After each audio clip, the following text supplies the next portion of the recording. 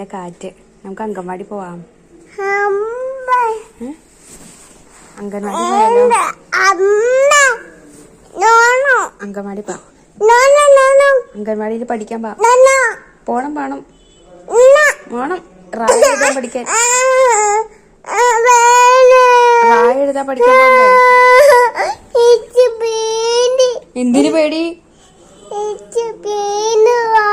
എന്തിനു പേടിയാവണേ? പഠിക്കാൻ പോണേന്. അംഗൻവാടി പോവാം നമുക്ക് അല്ലേ? എന്തിന്? എന്നാ കളിക്കാൻ പോയാലോ?